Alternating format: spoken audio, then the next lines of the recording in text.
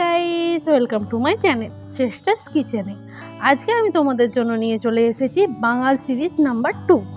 এর জন্যই প্রথমে যেতে হবে আমাদের এই ছোট্ট একটা বাগান মতো আছে, জঙ্গলও বলতে পারো ছোটোখাটো, কিন্তু জঙ্গল থেকে কিন্তু বলো না যে জঙ্গল খাচ্ছি বাবা। এটা হচ্ছে ওল গাছ। এই যে এই পাতাগুলো দেখতে পাচ্ছ, এই পাতাগুলো হচ্ছে ওল গাছের পাতা। আর ওলটাকে কেমন দেখতে সেটাও আমি দেখাবো। প্রথমে এই পাতার যে গাছ আছে সেটাকে আমি বার করে নেবো। এই যে জঙ্গলগুলো দেখতে পাচ্ছি এগুলোকে খুব ভালো করে সুন্দর করে পরিষ্কার করে দেবো। এই হচ্ছে পুরো গাছটা এরকম দেখতে হলেও কচুটা কিন্তু ঠিক এই রকম দেখতে। এতে কিন্তু অনেকটা পরিমাণ ভিটামিন আছে। আর কচু গাছটাকে সুন্দর করে কেটে ছাড়িয়ে ধুয়ে পরিষ্কার করে নিয়েছি। এবার একটা কড়াই কিছুটা জল গরম করতে দিয়ে ফুটে উঠলে তার মধ্যে এই কচু গাছগুলোকে অ্যাড করে দেবো। দিয়ে খুব সুন্দর করে একে একবার ফুটিয়ে নেব। একবার ফুটিয়েই নামিয়ে নিতে হবে, নাহলে কিন্তু কচু গাছগুলোকে আর রান্না করা যাবে না। আর এক্ষেত্রে তোমাদের বলে রাখি, যখনই তোমরা এই কচু গাছ ধরবে, কাটবে, ধোবে, তখন কিন্তু হাতে গ্লাভস পরে নিলে খুব ভালো হয়। আমার কিন্তু হাত কুটকুট করছিল যখন গাছটাকে কেটেছিলাম তখনই, আর সাহস হয়নি নিচে কাটতে, তাই কাটিয়েছিলাম আমার ঠাকুমাকে দিয়ে।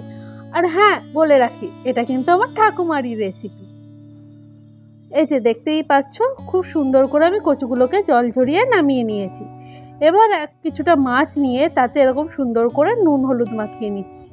এটা যেহেতু বাঙাল রেসিপি, তাই শোল, ল্যাটা বা কই মাছ হলে খুব ভালো হতো, কিন্তু পাইনি যখন, তাই ছোট মাছ দিয়ে করছি। তোমরা চাইলে বড় মাছ দিয়েও করতে পারো। কড়াই কিছুটা সাদা তেল অ্যাড করে দিয়ে আমি খুব সুন্দর করে তেলটাকে গরম করে নিচ্ছি। তেল গরম না হলে কিন্তু একদম মাছ ছিল না, মাছগুলো কিন্তু খুব সহজে ধরে যাবে। আর হ্যাঁ, এরকম আমার মতো খুন্তি বা হাতায় করেও মাছ কিন্তু কড়াই দিতে পারো। আমি কিন্তু খুব ভয় পাই তেল ছিটে আসার, তাই যেভাবে আমার সুবিধা হয় সেইভাবেই আমি মাছগুলোকে ছাড়লাম। তোমাদের যেভাবে সুবিধা হবে তোমরা কিন্তু সেইভাবেই ছিল।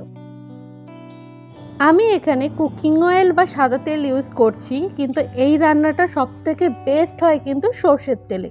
তাই তোমরাও যখন ট্রাই করবে তোমরাও কিন্তু সর্ষের তেলেই ট্রাই করো। আসল কথা কি বলো তো, আমাদের সর্ষের তেলটা না একদম বাজে ছিল। সর্ষের তেলটা কেন জানি না এত বাজে গন্ধ ছাড়ছিল, তাই আমি ইচ্ছা করেই সর্ষের তেলটা এখানে ইউজ করিনি। সেই জন্য তোমাদেরকে কিন্তু আলাদা করে আমি বলে দিচ্ছি, যদি তোমরা পুরো একদম বাঙাল রান্নার প্রপার টেস্ট বা গন্ধ পেতে চাও, তাহলে কিন্তু পুরো রান্নাটাই সর্ষের তেলে করো।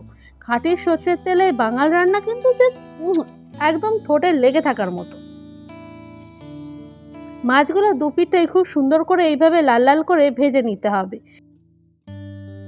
মাছগুলো ভেজে তুলে নেওয়ার পর সেই তেলেতেই একটা তেজপাতা, কিছুটা পরিমাণ, এটা কিন্তু জোয়ান নয়, আগেই বলে দিচ্ছি, এটা হচ্ছে রাঁধুনি ফোড়ন দেওয়ার পর কচুগুলো এইভাবে অ্যাড করে দিতে হবে। সরি, কচু নয়, কচুর শাকগুলো অ্যাড করে দিতে হবে। কচু রান্নার ভিডিও সেটাও কিন্তু তোমাদের সাথে অন্য আরেকদিন শেয়ার করব। সমস্ত কচু শাকগুলো অ্যাড করা হয়ে গেলে খুব সুন্দর করে নাড়িয়ে চাড়িয়ে নিয়ে একটুখানি রান্না হতে দেবো মিন্স একটু লাল লাল হতে দেবো। তার মধ্যে অ্যাড করে দেবো কিছুটা কাঁচা লঙ্কা আর কিছুটা নুন। পুরো রান্নাটাই কিন্তু কাঁচা লঙ্কার সাহায্যে হবে, আর এক্সট্রা আলাদা কোনো মশলা সেইভাবে পড়বে না। কাঁচা লঙ্কার গন্ধটাও খুব সুন্দর, আর বাঙাল রান্না যেহেতু 4-5টা কাঁচা লঙ্কা পড়তেই পারে। তোমরা যদি ঝাল কম বেশি খেয়ে থাকো, ঝালটা কিন্তু তোমরা তরকারিতে কম বেশি পরিমাণ মতো দিও। আর কিছুটা হলুদ অ্যাড করে আমি ওপর থেকে অ্যাড করে দিচ্ছি জলটা সবসময় অল্প রাখবো আমি। এই রান্নায় কিন্তু খুব একটা ঝোল বা গ্রেভি একদমই দরকার পড়ে না, তো সেই জন্য আমি জলটাকে খুব কম রাখবো। জল অ্যাড করার পর আমি যে মাছগুলো ভেজে রেখেছিলাম সেগুলোও এক এক করে দিয়ে দেবো। মাছগুলো অ্যাড করা হয়ে গেলে খুব সুন্দর করে আরেকটুখানি আমি নাড়িয়ে চাড়িয়ে নেব। মাছগুলোকে একটুখানি তরকারির ঝোলের সাথে ঠেকিয়ে নেব, যাতে খুব সুন্দর করে মাছগুলো যে ভাজা হয়েছিল সেটা কিন্তু আরেকটু রান্না হয়ে যায়। এবার মাছ দিয়ে ওল ডাঁটাটাকে 10 থেকে 15 মিনিট রান্না করে নিলেই কিন্তু আমাদের ওল ডাঁটায় মাছ কিন্তু রেডি হয়ে যাবে। টাটা, আমাদের আজকের ওল ডাঁটার মাছ কিন্তু রেডি হয়ে গেছে। আর রেসিপিতে কী কী লেগেছে সেটাও একবার দেখে নাও। আর আমার আজকের ভিডিওটা যদি ভালো লেগে থাকে তাহলে অবশ্যই লাইক, শেয়ার, সাবস্ক্রাইব করে পাশে থাকবেন। Thank you.